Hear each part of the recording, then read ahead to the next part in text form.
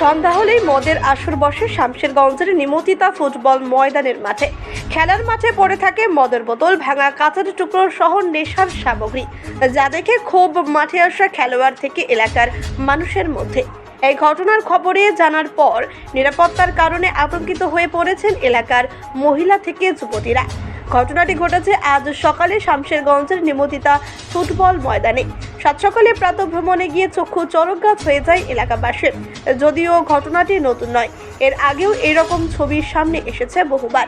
আজ সকালে শামশেরগঞ্জের ছেলেরা নিমতিতা ময়দানে ফুটবল প্র্যাকটিস করতে গিয়ে দেখে মাঠের মাঝখানে ছড়িয়ে ছিটিয়ে রয়েছে নানা জায়গায় মদের বোতল সহ নেশার সামগ্রী।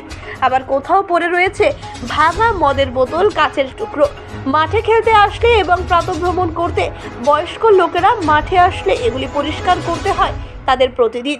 এই কাজ দিয়েই দিনের শুরু হয় মাঠে আসা মানুষজনদের। মাঠের এই অবস্থায় ক্ষুব্ধ হয়ে যায় এলাকাবাসী থেকে ক্রীড়াপ্রেমীরা। তাদের অভিযোগ, সন্ধ্যা নামলেই এই মাঠের মধ্যে প্রবেশ ঘটছে দুষ্কৃতীদের। এই নেশার কর্মকাণ্ডের আসর বসে এখানে। চার্চ ছেড়ে মাঠের চত্বরে যেতে পারে না রাতের দিকে এলাকার মানুষ। বহুবার তাদের তরফ থেকে অভিযোগ জানানো হলেও প্রশাসনের তরফ থেকে নেওয়া হচ্ছে না কোনো রকম পদক্ষেপ। এই মাঠে শামশেরগঞ্জের নিমতিতা অঞ্চলের প্রাণকেন্দ্র এবং সবচেয়ে বড় খেলার মাঠ। এই মাঠে স্থানীয় ছেলেদের খেলাধুলার পাশাপাশি স্কুলের দান প্রতিযোগিতাও হয় এই মাঠে। অনেক শিশু পড়ুয়াদের ফুটবল, ক্রিকেট সহ আরও অনেক খেলার প্রশিক্ষণ দেওয়া হয় এই মাঠে। ক্যান্টির বোতল, জেডি, তারপরে চাট, বিড়ি, আমাদের মাঠটা তো বেকার হয়েই গেল আর কি, বেকার করেই দিয়েছে, কোনো গুরুত্ব নাই। এর জন্য দায়ী কে? আমাদের হেডমাস্টার দায়ী এর জন্য। কারণ দায় কেন দিচ্ছেন মাস্টারকে?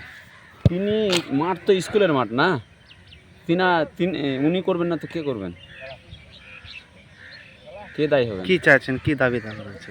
আমরা চাইছি মাঠটার পরিবেশটাকে সুন্দর করে, মাঠটা ভালো করে ঘিরে দিবে, আর মাঠটা একটু সেবা যত্ন করতে হবে। আমরা এটাই চাইছি। আমরা চাইছি সকালে আমরা সব, আমাদের টিচার আরও অনেকে, সবাই আমরা বয়স্ক লোক, আমরা সব খেলতে আসছি।